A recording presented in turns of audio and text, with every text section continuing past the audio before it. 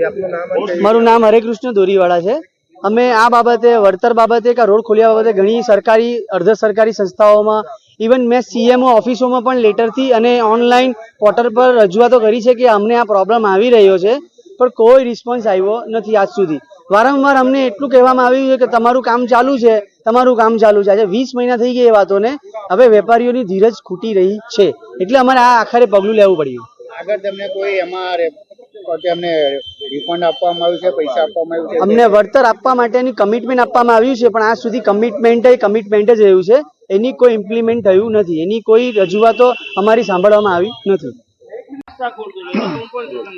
जी आपका परिचय ने किस चीज? आर्यमन आर्केड इदरीस मलमपट्टी वाला ऑफिस नंबर 32 ने 26। અમારે આજે 22 થી 24 મહિના થઈ ગયા મેટ્રોનું કામ જ્યારથી શરૂ કરેલું છે ત્યારે હમણાં એમ કહેવામાં આવેલું કે અડધો રસ્તો તમને ખોલી આપશું, અડધા રસ્તામાંથી તમને આવવા જવાનું રહેશે। તે પછી આખો રસ્તો બંધ કરી દેવામાં આવેલો છે અને પછી તે દિવસથી હમણાં ગલીમાંથી એક નાની ગલી કાઢીને આપેલી કે એમાંથી તમને આવવા જવાનું છે, જ્યાંથી કોઈ શક્યતા નથી કોઈ વેપારી યા ગાડીઓ આવે, માલવાહક વાહનો આવે। આજે બે માર્કેટ છે, કોમર્સ હાઉસ ને આર્યમન માર્કેટ। 300 થી 350 દુકાનો છે, એ દુકાનો ટોટલી ઠપ થઈ ગઈ છે, બધા વેપાર પાણી બંધ થઈ ગયા છે। તો સરકારને અમે વારંવાર મેટ્રો જીએમઆરસી ને વારંવાર રજૂઆત કરી ચૂકેલા છે, દરેક સરકારના ખાતામાં બી રજૂઆત કરી ચૂકેલા છે, પણ કોઈ ધ્યાન આપવામાં આવતું નથી।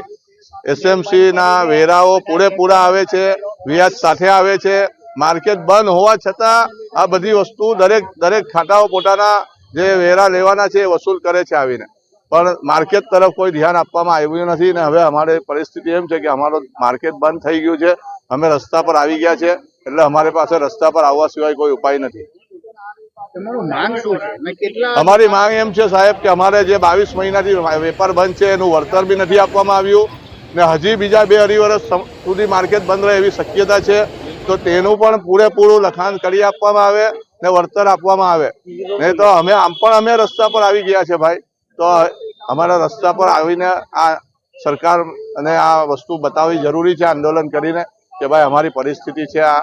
તો મેટ્રો જીએમઆરસી વાળાને સરકાર એમનો જે બી એમની સાથે વાતચીત કરે ને અમારું નિરાકરણ લાવે અમારી વસ્તુ। આગળ કોઈને રજૂઆત